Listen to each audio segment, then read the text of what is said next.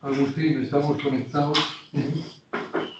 Si queréis empezamos, son las 12:05.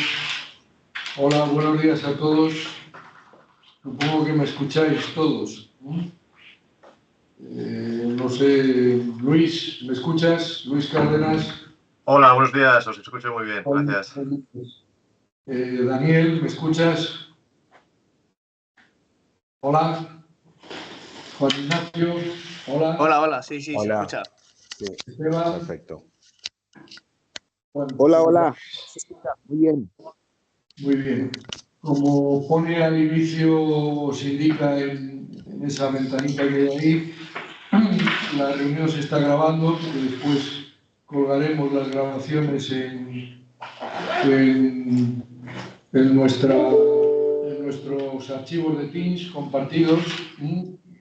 Y bueno, si alguien no quiere que se grabe su imagen, pues sencillamente desconecta la cámara y no pasa nada.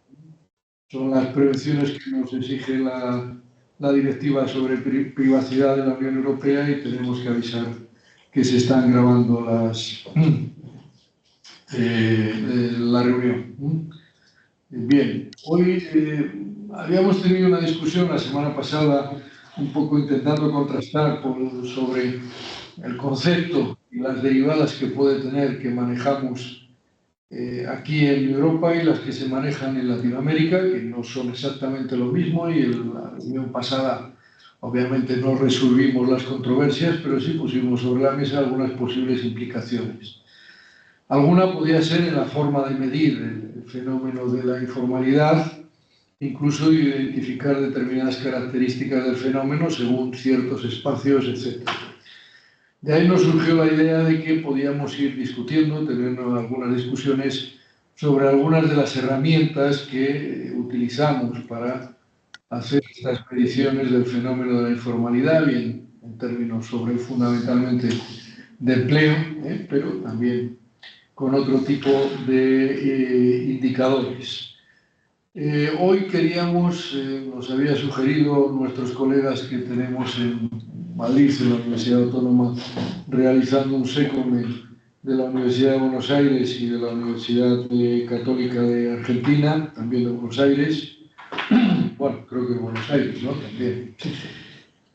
Poder discutir sobre alguna de estas herramientas, como es la encuesta de condiciones de vida, y, bueno, ver con los perfiles que pueden surgir, qué podemos hacer en torno a estimaciones de la informalidad o elementos que pueden estar estrechamente vinculados con el fenómeno de la informalidad, como puede ser la pobreza o los niveles de la extrema pobreza, o como puede ser el empleo precario, etc.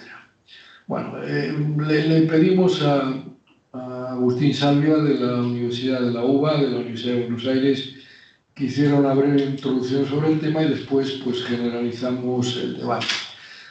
El objetivo de este tipo de lo que llamamos discussion es no llegar necesariamente a ninguna conclusión, sino poner sobre la mesa entre distintos investigadores bueno, pues el juego, en este caso concreto, que nos da este tipo de herramientas y las posibilidades que entendemos o creemos que nos pueden dar para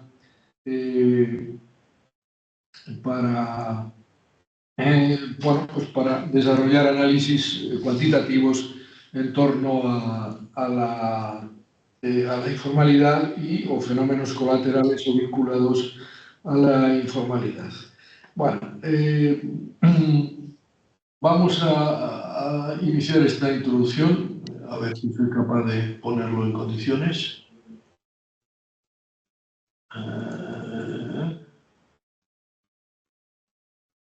Un momento, que creo que debo cambiar el PowerPoint, a ver si me aclaro. Ya está, creo.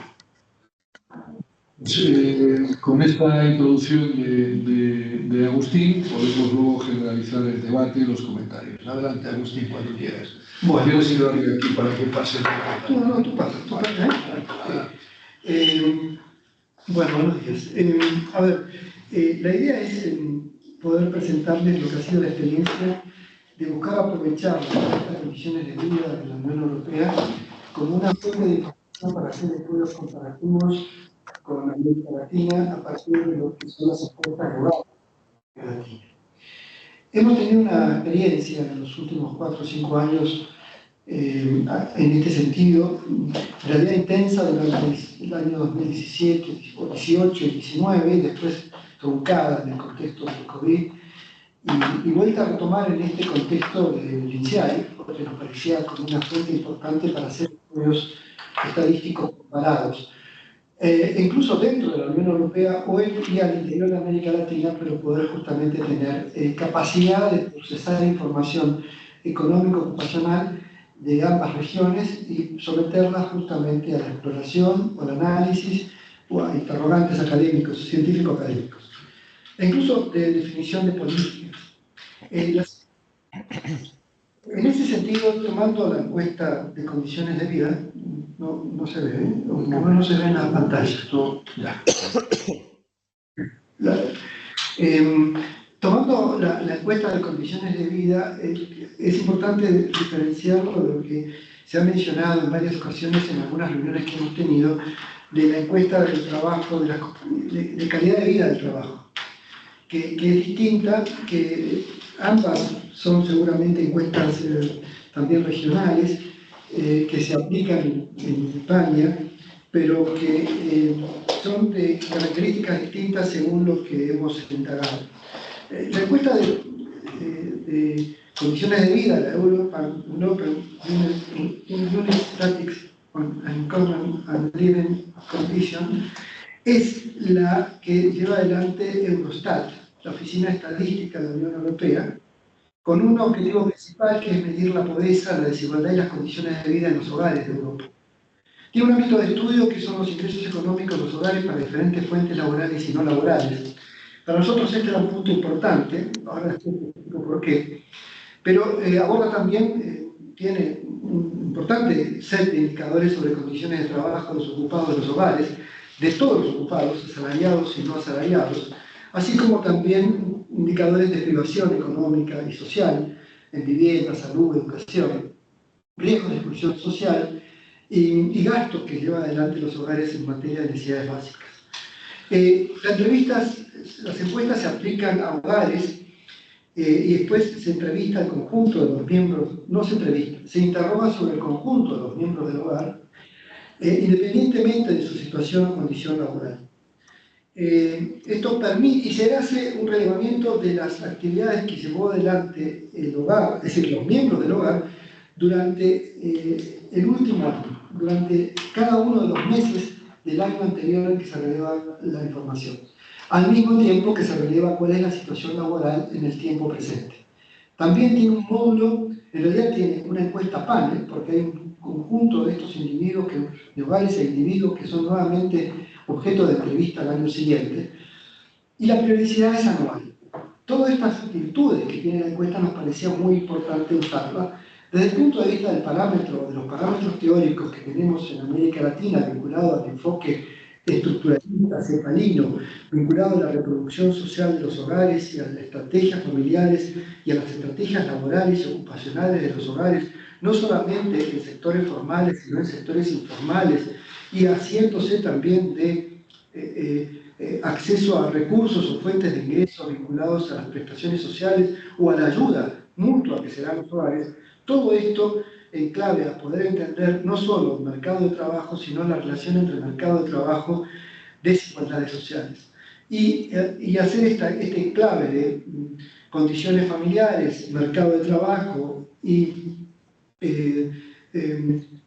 condiciones y calidad de vida en un contexto de comparación entre América Latina y Europa, siendo el mercado de trabajo y las políticas sociales los principales mecanismos de reproducción de estas condiciones de vida o desigualdades sociales.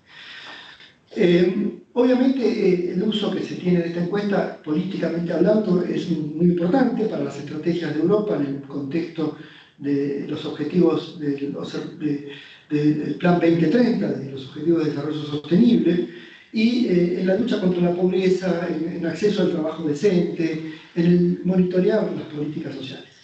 Como digo, esta encuesta, la encuesta es distinta, la encuesta de condiciones de trabajo, calidad del trabajo, que se tiene o que se conoce también en Europa, y que yo he visto que hay varios artículos que trabajan con ella, fundamentalmente haciendo objeto en la población que está ocupada y en la calidad del empleo en términos de esa población ocupada, que no tengo claro hasta dónde cubre todas las ocupaciones o cuánto toma solo las ocupaciones asalariadas o relativamente formales, es decir, registradas en la Seguridad Social. Aquí se toma todas las ocupaciones, desde la pequeña ocupación que al menos haya trabajado un mes en el año hasta que haya trabajado los 12 meses de forma intensiva, incluso que haya trabajado a tiempo parcial o lo haya hecho a tiempo completo. La siguiente, por favor. Aquí lo que estamos presentando es un conjunto de indicadores, de preguntas que tiene el cuestionario, de la encuesta o ítem que tiene el cuestionario de condiciones de vida, en donde identifica a nivel de cada individuo los ingresos netos como asalariados, como no asalariados. Los ingresos tiene también variables vinculadas a los ingresos brutos, que ahora hemos descubierto que son sumamente importantes, así como las pensiones, las jubilaciones, las prestaciones por desempleo, y hay otra serie de ayudas que también se reciben a nivel individual. A nivel de los hogares, esto se agrega a nivel de hogares, es decir, es posible agregar ingresos de los hogares de tal fuente y al mismo tiempo identificar de tal fuente, ya sea de ayuda social o de trabajo, como cualquier descomposición que hagamos del trabajo de asalariados o no asalariados. ¿Bien? Es decir, podríamos descomponer la composición de los asalariados entre asalariados registrados y no registrados y ver cuánto es la fuente de, cuánto hay aportes de ingresos en ese sentido al hogar e incluso a la economía de cada uno de los países. Así como de los ingresos de los no asalariados, cuánto viene de empleadores o cuánto viene de autónomos o cuentas propias, profesionales o no profesionales, o vendedores ambulantes. En términos generales, podríamos identificar tanto los ingresos de unos y otros.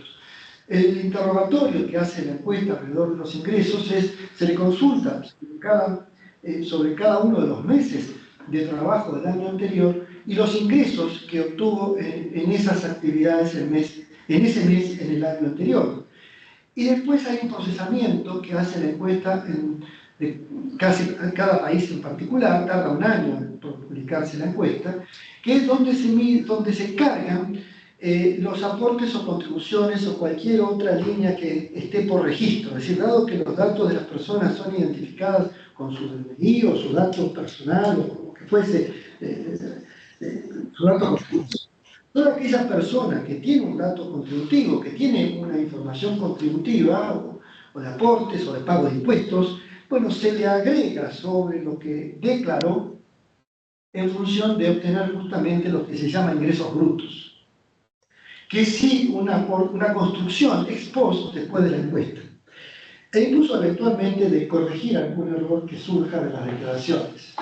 Toda aquella persona que en términos de informalidad en los términos europeos, es decir, de no registración en la Seguridad Social, de extralegalidad en materia de impuestos, que ha sido entrevistado y cuyo dato está siendo utilizado en la encuesta, se le es imputado los ingresos que no declaró en términos de aquello que haya declarado informalmente y o de aquello que eventualmente justamente aparece como un descuento, porque la pregunta del cuestionario apunta a cuánto ingreso neto recibió en ese mes por esto en términos netos, no en términos corrientes. También tiene preguntas asociadas a si le pagaron el transporte, si obtuvo, si recibió alimentación, etcétera, etcétera, etcétera. Es decir, los sueldos indirectos de los trabajadores también están siendo incorporados. Si tuvo gastos como una cuenta propia o un empleador, es decir, si tuvo gastos no son considerados en lo que invirtió, en los gastos que tuvo su emprendimiento, su empresa, sino cuánto recibió neto de esos ingresos durante el mes correspondiente en esa actividad y a qué cantidad de horas trabajadas en ese periodo. Entonces, a partir de ahí se obtiene información muy valiosa de los ingresos de las personas. La siguiente, por favor. En términos de lo que nosotros hemos trabajado en cuanto a la estructura del mercado de trabajo, a diferencia, no sé si pasa para ahí. Nosotros hemos trabajado con esto, trabajamos con esta estructura desde Argentina y de varios países de América Latina, que es la estructura del empleo, en donde se clasifica la actividad formal de la unidad económica y no de la relación laboral. Esta estructura cepalina, estructuralista, que también tiene la OIT, pero que en todo caso hemos desarrollado junto con CEPAL en formas más categorías que permiten precisar no solo el tipo de trabajo formal o informal, dada la característica de la unidad productiva, la unidad económica, sino también el tipo de categoría ocupacional que está vinculado a esa actividad, lleva a esta estructura, en donde esto lo hemos discutido y sabemos que en Europa se conoce esto que llamamos formal y informal, no se predica sobre el sector, sobre la unidad económica, sino sobre la relación laboral, sobre la calidad legal del empleo, si está registrado o no registrado, si hacen aportes o se hacen contribuciones. Bien, esto también lo queremos considerar y después comento, pero lo que quiero señalar es que nuestro mayor esfuerzo es la construcción de esta tipología, en donde se identifica un sector privado formal de empleadores, de empresas medianas y grandes, o de profesionales independientes, se puede diferenciar una y otra, en donde empresas medianas o grandes son aquellas de más de 100 ocupados y donde el trabajador por cuenta propia es un profesional. El sector público, en donde se identifican los asalariados el sector privado formal también se identifica los asalariados de empresas medianas y grandes, de esas empresas que trabajan en dichas empresas. El sector público queda identificado como los empleados de la administración o de cualquier sector público, de empresa pública, sea nacional, provincial, municipal, comunal. Bien. El sector microinformal queda identificado como aquellos empleadores que trabajan, que tienen establecimientos de hasta 5 ocupados, en donde él también es un ocupado y en donde eventualmente puede haber un solo ocupado, que es él, y que queda identificado como un cuenta propia, siempre y cuando no tenga una actividad profesional, es decir, no sea un autónomo profesional. En tal caso quedaría en la categoría del sector formal privado. Este sector microinformal privado también se complementa con los asalariados de microempresas, de esas empresas o de esos establecimientos, o trabajadores eventuales que trabajan en esas actividades, o incluso los trabajadores que trabajan para un hogar. La siguiente, por favor. La construcción de esta tipología, nosotros para el año 2017, comparando España y Argentina, obtuvimos esta descripción, en donde incluso... Perdóname un momento, Agustín, que esto de andar enviando mensajes me ha hecho cortar la conexión. A ver si soy capaz. ¿Los colegas? ¿Están los colegas en cámara? Sí, es que habían entrado, unos cuantos colegas habían entrado en otra sala, en otra conexión. ¿Le puedes cambiar voz de estar moderando? No, tú no puedes cambiar, Eduardo. Sí, no puedo. No, porque no estoy autorizado. No sé lo que he hecho aquí. Están viendo eso y no puedo cambiar. Sí, ahí está. Ahí se pasaron dos. Te pasaste. Me pasé. Ahí. Entonces, aquí está la clasificación de CEPAL y hemos hecho, y vemos la composición que surge de la encuesta de condiciones de vida correspondiente al año 2016, de cómo se distribuye el empleo por las categorías que hemos señalado en España y cómo se distribuye en Argentina.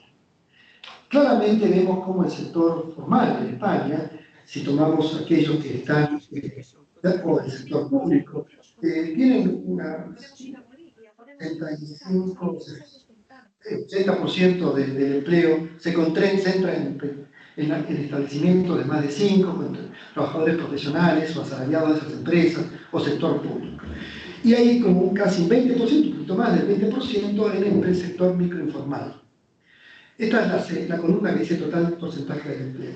En Argentina esta situación es muy diferente, y siendo esto diferente en Argentina, lo es mucho más en otros países de América Latina, salvo Chile o salvo Uruguay, donde la composición del sector microinformal es todavía un poco más baja. Pero en Argentina esa composición alcanzaba en el 2017 al más o menos 44%, mientras que el resto era un 65-66% del sector formal. Lo interesante que se muestra en esta tabla, que muestra virtudes de la encuesta de condiciones de vida, es justamente también poder cruzarlo con un proxy de trabajo registrado. Es decir, de empleo formal e informal en términos de lo que en Europa se considera legalidad laboral y en Argentina también, ¿no? El empleo informal es aquel que no tiene justamente control por parte de la regulación estatal, no hace aportes ni contribuciones a la seguridad social. En el caso de Argentina, esta situación alcanza al 47,6% al final de la segunda columna de datos, mientras que en España el promedio alcanza 4,9%, con diferencia según se es asalariado o no asalariado. Aquí tenemos ciertas dudas porque ha habido otras estimaciones, ahora les cuento cómo, pero estamos todavía en la construcción de un mejor proxy para llegar a esta identificación, porque si bien el cuestionario lo pregunta y la base a veces está la indicación de lo que contestó la persona, eso se corrige de acuerdo al registro que tiene Eurostat o cada país en cuanto a si esa persona tuvo o no tuvo descuento en sus registros. Entonces, no siempre lo que declara corresponde a lo que es. Y por lo tanto, hace ahí una corrección de Eurostat en cuanto a que ajusta en función de que efectivamente, y se le agrega como ingreso bruto, si no lo declaró, aquel ingreso que aparece como contribución. En este caso, nosotros creemos que lo más propio son los asalariados. Los asalariados ven que el 5% de los asalariados de empresas de más de 5 no tiene seguridad social, o el 4% de los empleados del sector público y el 5,2% de las microempresas, siendo muy baja la contribución que hay justamente de esos sectores en el trabajo en negro, no registrado. Mientras que en Argentina vemos como los volúmenes aparecen mucho más altos, incluso dentro del sector público, con un 16,3%. Más interesante todavía de lo que brinda la encuesta Condiciones de Vida es que nos permite identificar los ingresos. Los ingresos tanto laborales de esas ocupaciones como los ingresos laborales de esas ocupaciones, o si hiciéramos la suma del total de los ingresos laborales de las personas. Y después, como sabemos con qué promedio, cuántos meses y con qué promedio horario trabaja en esos meses, también obtener cuánto fue el aporte o la contribución horaria de sus trabajos en cada una de esas categorías. Mostrando, así como se mostró que en España no había mucha diferencia en el riesgo en tener un trabajo no registrado de pequeñas y grandes asalariados de pequeñas o medianas empresas o microempresas, sí observamos que hay una diferencia en la media de los ingresos. La cuarta columna de datos da una brecha con respecto a la media, y ahí muestra que hay un 20% de los empleadores que ganan en términos horarios más que la media, que los asalariados de empresas de hasta 5, mayores a 5 ganan la media, que los empleados del sector público ganan un 40% por sobre la media, que los patrones de microempresas ganan un 30% por debajo de la media y que los asalariados de microempresas ganan un 30% debajo de la media. Esto se repite cuando tomamos el ingreso total en euros, en este caso, el del 2017. Cuando analizamos el caso argentino, vemos que las brechas, no solo hay diferencia entre micro y micros, y entre formal e informal, de acuerdo a nuestra clasificación de sector, sino en términos de composición, sino que también las brechas son todavía mayores. Hay un 100% por arriba en los empleadores de la media. Se mantiene del hecho de que los asalariados de empresas de más de 5 son, en general, ganan lo que gana la media, que son el volumen importante de concentración de trabajadores, que los empleados del sector público ganan, igual que en España, un 40% por sobre la media, y que las brechas con respecto a los patrones y a los asalariados son también similares a las de España, siendo que aquí los empleadores en Argentina son los que tienen un ingreso mayor, descontando la seguridad social, que lo que ganan los empleadores de más de 5 o profesionales en España. La siguiente, por favor. El ingreso per cápita, el logaritmo del ingreso per cápita familiar nos da estas dos estructuras claramente comparables, que permite hacer incluso una comparación de muchos países dentro de Europa o de muchos países de América Latina y entre uno y otro, mostrando cómo en España el rojo tiene una estructura más inclinada a la derecha, es decir, ingresos más altos, y una pirámide y un vértice un poco más elevado, pero también en términos de lo que significaría la media, y que son relativamente parecidas las desigualdades, aunque en España vamos a ver que es un poco menor. Pero lo más importante de esta muestra es cómo se aparece en el logaritmo de ingresos per cápita de Argentina esta bimodalidad de la curva, dando cuenta de dos distribuciones que hemos comprobado en otros estudios que tienen que ver claramente con lo que pasa con el sector formal o informal de la economía. La siguiente, por favor. Esto ha permitido hacer comparaciones entre el tamaño de los hogares en España y Argentina, siendo en España más chico el tamaño del hogar, viendo que ya esto puesto en paridad cambiaria, en dólares, estamos hablando ahora, el ingreso total familiar es también casi, no duplica, pero es un 57% más alto en España que en Argentina. El ingreso per cápita es un 70% más amplio en España que en Argentina debido al menor tamaño de los hogares. Y vemos un promedio de percepciones laborales, no de perceptores, sino de percepciones laborales en los hogares, en donde en Argentina claramente el número de percepciones laborales por hogar es mayor que en España, y mostrando claramente cómo en España es de 0.97, mientras que en Argentina es 0.72 los formales, siendo que es claramente mucho más importante la participación de las percepciones laborales formales en España que en Argentina, así como las percepciones no laborales, mostrando que la percepción de la seguridad social en Argentina es muy alta, pero lo es mucho más alta que las percepciones por jubilaciones o pensiones que en España, pero en España es mucho más alta las percepciones por asistencia social, como los programas por desempleo, por ejemplo, u otras no laborales, de otros múltiples cantidades o tipos que existen, mostrando claramente una fuerte composición de los hogares por esas percepciones. Los ingresos por percepciones, es decir, la media de cada percepción, muestra que en España sigue siendo más alta, cualquiera sea la característica, laboral o no laboral. Lo son también las formales contra las formales e incluso las informales vinculadas. Siempre acuérdense que estamos hablando del sector, no de la registración en este caso. Y que los ingresos no laborales también tienden a ser mucho más altos en España que en Argentina. Y que la composición de los hogares es muy parecida en términos de cuáles son el principal sostén del hogar mujer en términos de España y Argentina, 39% en Argentina, 40% en España, y que el principal sostén universitario en España alcanza el 35% contra un 23% en Argentina, mostrando una composición mucho más profesional de los trabajadores o de los principales sostén del hogar en España que en Argentina. Cuando pasamos a la siguiente, vemos aquí la distribución de la masa de ingresos.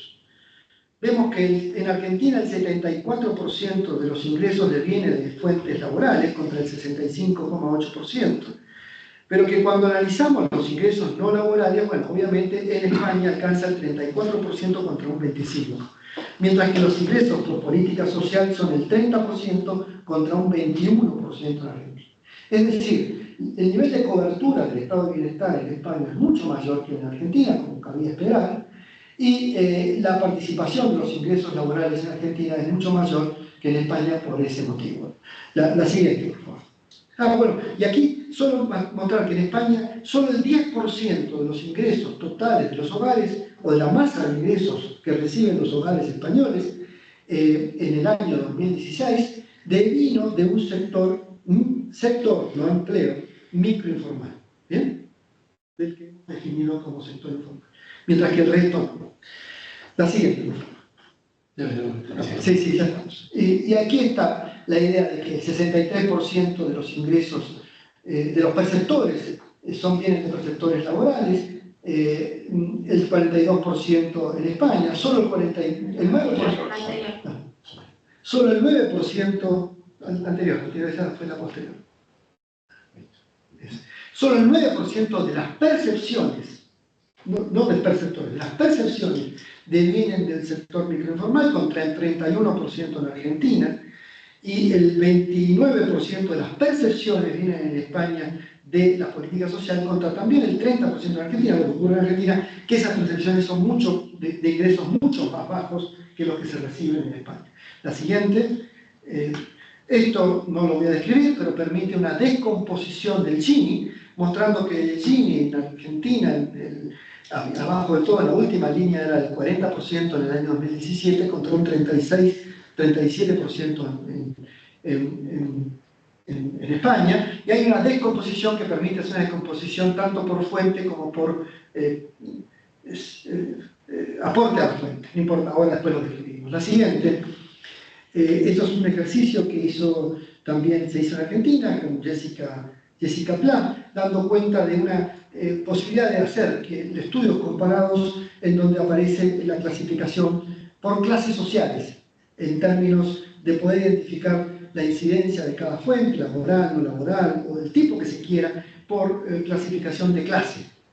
Y la siguiente y última está dando cuenta de 4 artículos que se publicaron alrededor de estos temas entre el año 2017 y el 2019-20, por ahí, mostrando los avances que habíamos logrado en aquel primer periodo de estudio de 17, 18 y 19 que mencionamos. Bueno, muchas gracias.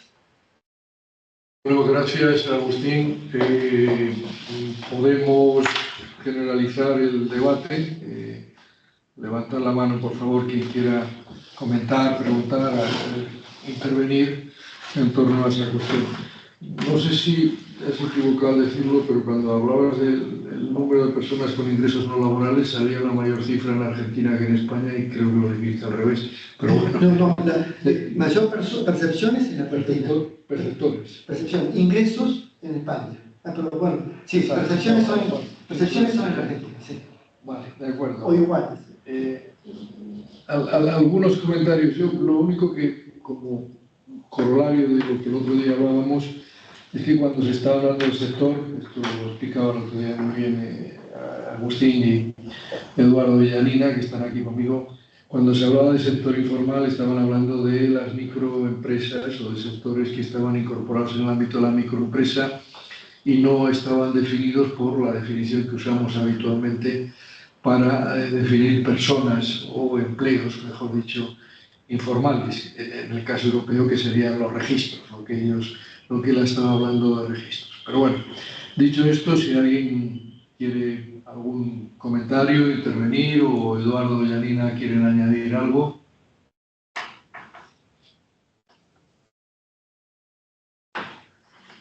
No, gracias. Bien. Sí. ¿Quién quería hablar? Fernanda Wanderley, de Bolivia. Sí, sí, muy buenos días. Buenos días, Fernanda. Solo quería comentar que yo, Jessica y una compañera más estábamos en otro link y solo hemos podido entrar ahora, infelizmente, al final de la presentación. Quiero comentar que tuve la oportunidad de conocer esas encuestas y efectivamente, además de ser muy interesantes e importantes, tiene también un impacto, ¿no? En Argentina, una repercusión pública, ¿no? Que me parece muy interesante. Yo, infelizmente, como les comentaba, no estaba desde el inicio, no sé si se ha explicado, pero mi pregunta es la construcción del indicador de informalidad, ¿no? Una de las últimas reuniones estábamos comentando los cambios, las definiciones de la OIT de informalidad. Entonces, esa es mi pregunta, Agustín. ¿Ustedes siguen esta mismo indicador de la OIT y sus últimas actualizaciones? ¿Ustedes tienen un indicador que construye el propio instituto?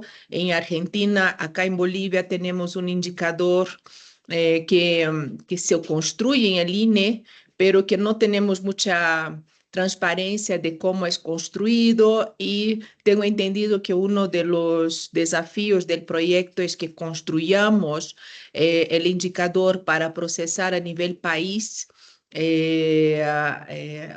con base en la OIT. Entonces, eso sería mi consulta. Hemos hecho, estuve poniendo el tema, antes lamentablemente no pudieron incorporarse a la reunión. Lo sintetizo, Fernanda, para quienes no pudieron ingresar antes, que retomamos la definición de OIT-CEPAL en cuanto a la construcción de sectores formales o de economía formal o informal, a partir de la cual tomamos como referencia la unidad productiva como marco para el análisis o la clasificación de sector o economía informal o formal.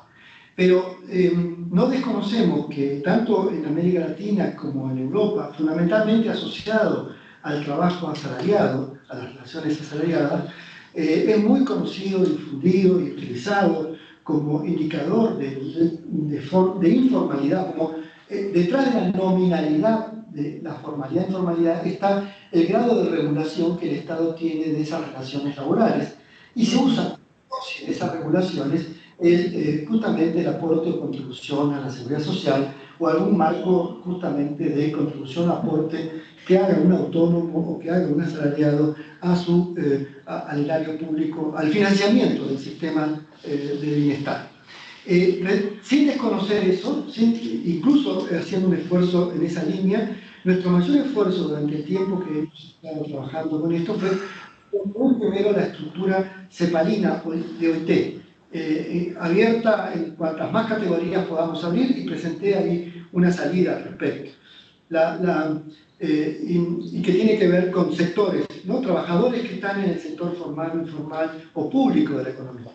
La tercera, pero sin embargo hemos avanzado, y lo sintetizo de esta manera, hemos avanzado con la identificación del empleo informal a través de un ejercicio usando las encuestas Condiciones de Vida europeas, y las de América Latina también enfrentan ese mismo problema, porque realmente se les pregunta solo a los asalariados.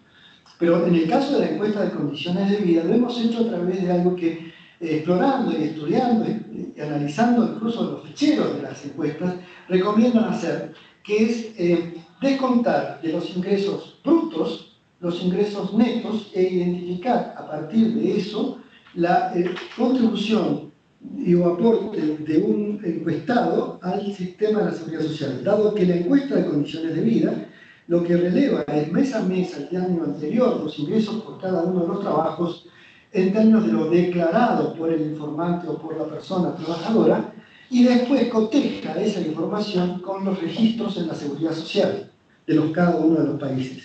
Y cuando identifica que hubo algún descuento, que hubo algún aporte, que hubo alguna contribución, ya sea propia o de un empleador, se la imputa, ya sea privada o pública, ya sea que incluso él la haya hecho, se le imputa y se le identifica como una contribución o aporte a la pensión privada, o se lo identifica como una contribución del sistema público, y se construyen los ingresos brutos.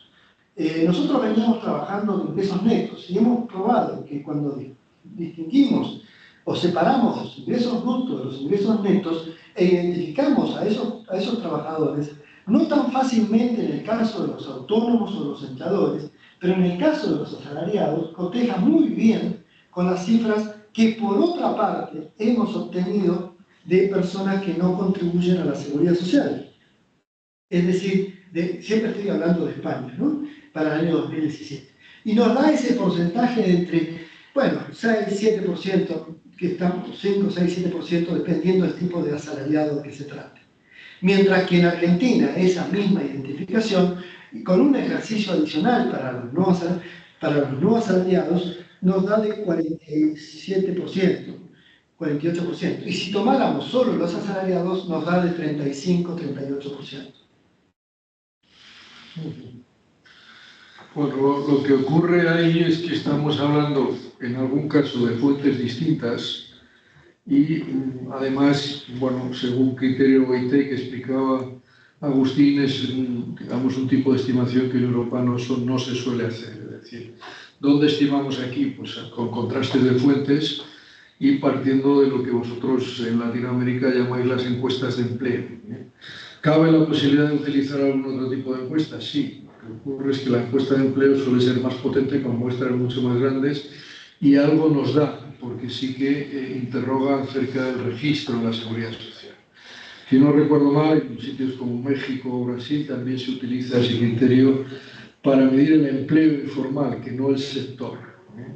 Entonces la OIT informa sobre las dos cuestiones, sector informal y empleo informal. Y dentro del sector informal, quiénes son formales y quiénes son informales, es decir, tienen o no tienen registro, con lo cual tenemos cruzadas 4 tipos de cifras según sea sector o según sea el registro que tiene el empleo, la formalidad o la informalidad. Bueno, eso hasta ahora en el caso europeo no lo hemos medido así porque no hemos contemplado en general el concepto de sector informal, el concepto de sector compuesto por micro o pequeñas empresas de menos de 10 trabajadores, aunque existen datos y se podría hacer. Y luego, evidentemente, se pueden hacer los cruces que Agustín ha hecho con su equipo de la información que ofrece la Seguridad Social e incluso se podrían, que yo recuerdo, no lo ha hecho nadie, pero los datos están ahí con ajustes que hay que hacer, los propios cruces de estadísticas de renta, que bueno, es una estadística bastante rica. Lo que ocurre es que en este caso esa estadística no está organizada a nivel europeo, cosa que las estadísticas de seguridad social es relativamente más fácil sacarlas del propio ámbito de las encuestas europeas. Bueno, de las encuestas que Eurostat construye a partir de las encuestas nacionales, de las encuestas de empleo y de las encuestas de ingreso, de las encuestas de condiciones de vida y trabajo o de condiciones de vida, que también utiliza, que ambas las utiliza Eurostat. Bueno, no sé, más comentarios que queráis hacer. Sí, yo quisiera entonces, si me permite, hacer una consulta. Nosotros acá en Bolivia quisiéramos, yo en el marco del proyecto, empezar el ejercicio ¿no? de construir los indicadores de formalidad e informalidad y empezar algunos ejercicios. Y la pregunta que yo tengo es si en el marco del proyecto vamos a tener un espacio de discusión metodológica para sopesar las alternativas y de alguna manera intentar tener ahí algún tipo de orientación que después nos permita comparabilidad. Acá podemos usar tanto la encuesta de empleo quanto la encuesta de hogar, eso también es otra decisión que hay que tomar. Entonces, hay decisiones metodológicas que empezar a tomar y me parece que sería interesante ese tipo de conversación, ¿no? Eso sería. Bueno, igual que hemos hecho esta discusión, o estamos haciendo esta discusión, hemos hecho la semana pasada otra. Si alguien desde alguna de las entidades que están en el proyecto INSEAD nos propone hacer una discusión más o menos específica, es decir, metodologías de estimación pues por supuesto no hay ningún inconveniente, siempre que nos lo comuniquéis con un poquito de antelación y para hacer la convocatoria de aquellos que estén interesados. Esa es una opción 1.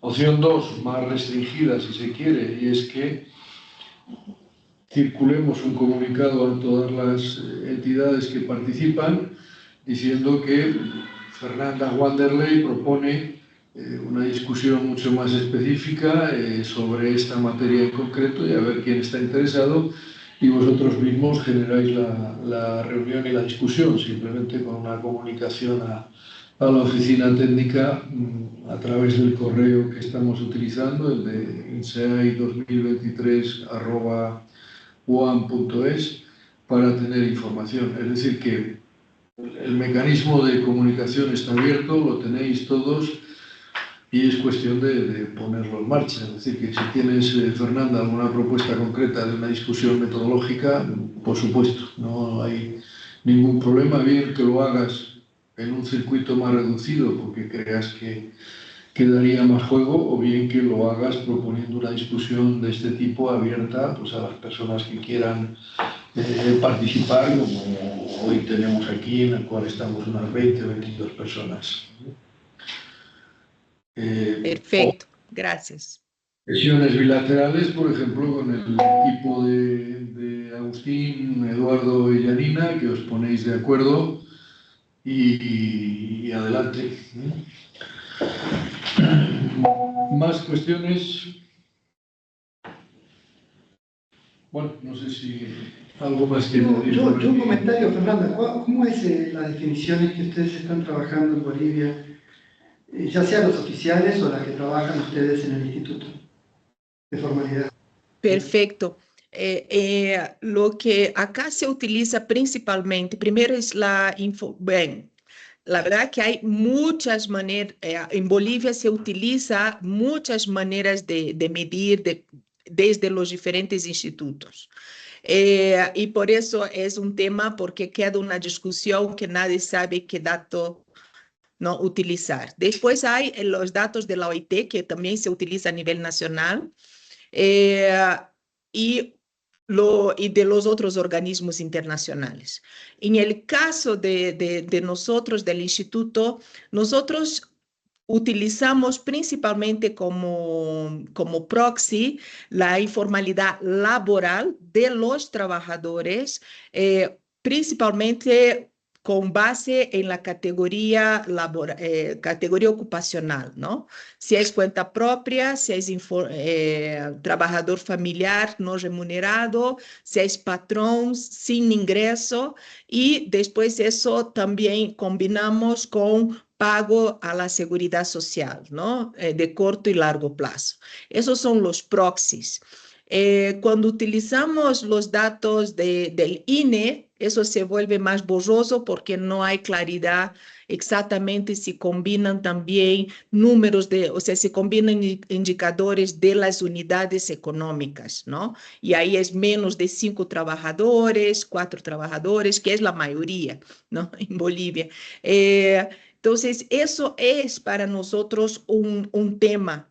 Y creo que en el marco del proyecto sería interesante si tenemos esa discusión para que podamos seguir, que este año ya a partir de marzo podemos hacer ese trabajo.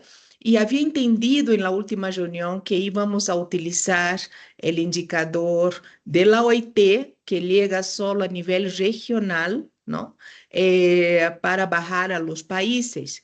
Pero tal vez también podríamos utilizar lo que utilizan ustedes. Entonces, para nosotros realmente tener ese tipo de discusión y llegar a ¿no?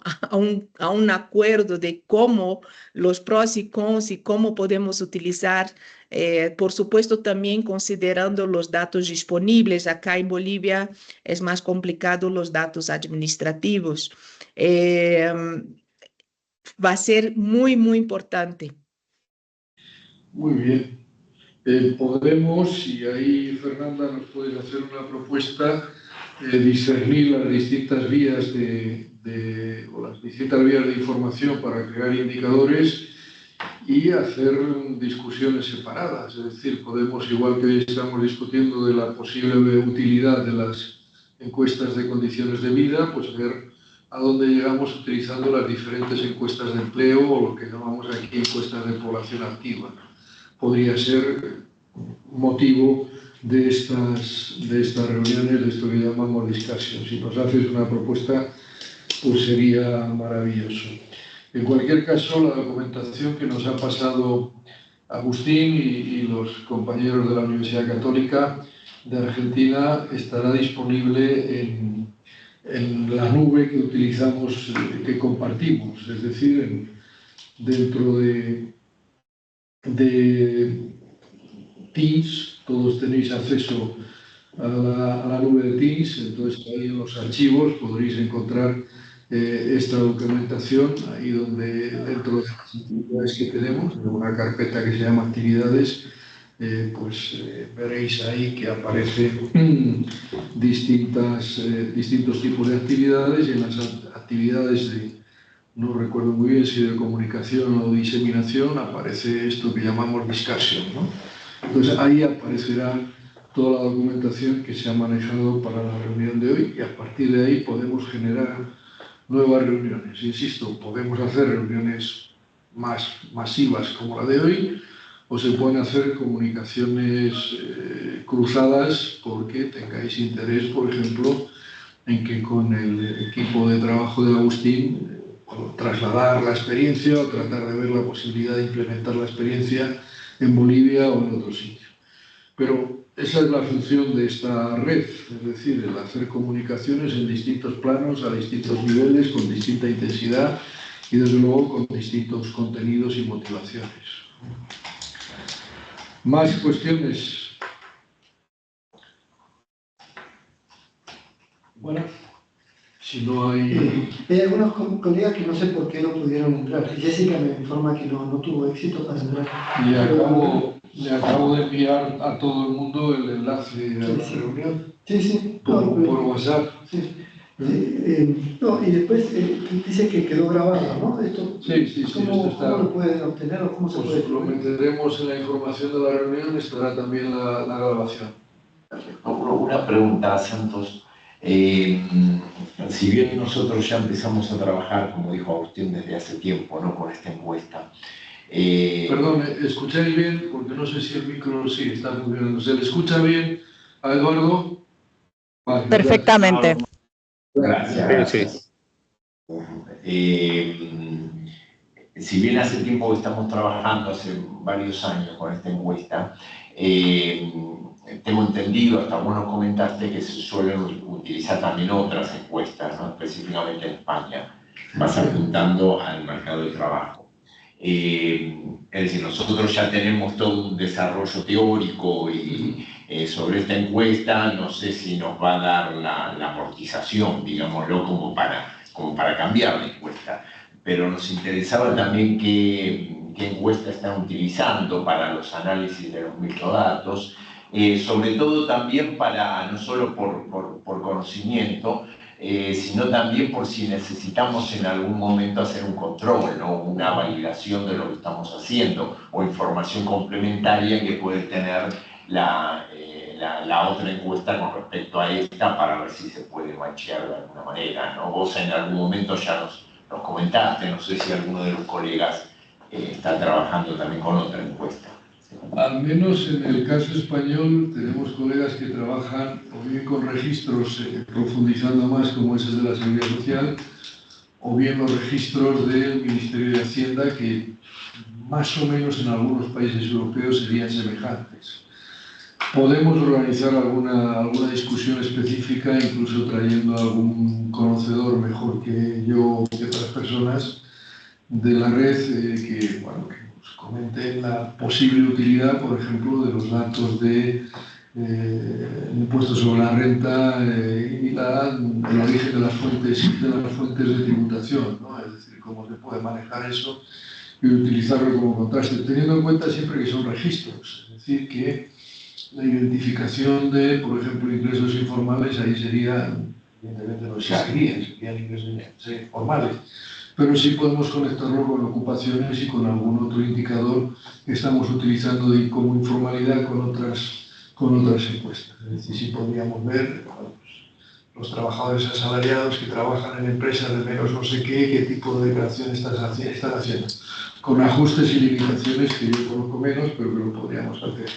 Si alguien va proponiendo alguna reunión de este tipo, pues vamos a ir buscando personas que, bien alguno de nosotros dentro de la red, o si no acudir a algún colega externo con el que hayamos trabajado, que pueden informar con un poco más de detalles sobre la posible utilidad de estas encuestas, que manejan rentas, que manejan rentas de trabajo, que manejan rentas de otros orígenes, que manejan ocupaciones, etc., ¿no? Sí, yo no sé si está presente Diego o algún colega. Ellos vienen manejando una estructura profesional similar a la nuestra y que brinda esta posibilidad de, en la medida que podamos avanzar en la construcción en Europa, de hacer las dos miradas, ¿no? La mirada sectorial, que aquí, que en todo caso, que no lo llamemos formal o informal, desde el enfoque OIT, podamos definirlo como sectores de productividad, ¿no? O más o menos productivos o más o menos dinámicos, más o menos vinculados a la dinámica de la acumulación moderna. Eso es perfectamente construible y además sin mucho esfuerzo se podría hacer. Tanto como el criterio de dimensión, de menos de 10 trabajadores, más de 10, y eso, establecer los niveles de productividad por dimensión, etc. Creo que se podría hacer sin demasiado. No sé si alguien lo ha hecho, algún trabajo hay sobre productividad, más en el sentido sectorial de actividad económica que en el sentido sectorial de tipo de empresa, pero no creo que fuera especialmente complicado, al menos estadísticamente, identificarlo. Pero, insisto, lo bueno sería que hubiera propuestas específicas. Oye, dediquémonos, por ejemplo, a estudiar diferentes niveles de productividad según tamaño de empresa o por tipología de empresa. Vamos a verlo. Insisto que lo que nosotros podemos hacer dentro de la red es intercambio de trabajos que existen o que están en proceso. Lo que no vamos a hacer es el trabajo. O sea, no vamos a sacar de aquí una investigación. Esto lo sacaréis vosotros. Por eso digo que los contactos bilaterales también pueden ser importantes, ¿no? Que, bueno, pues os pongáis de acuerdo con los colegas de la Fundación WOCRA, que yo no sé, Fer La Rosa, ¿estás por ahí? No sé si Fer es de WOCRA. Hola, Fer. No, parece que está ahí, pero no.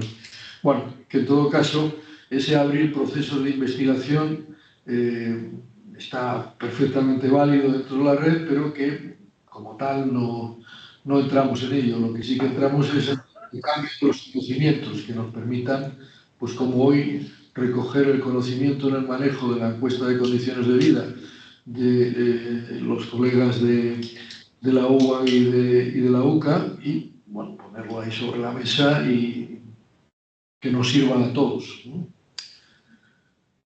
¿De acuerdo? ¿Alguna cosa más? A las 2 salimos, entonces, ¿no? Sí, Sose, ¿decías algo? Hola, Sose. No.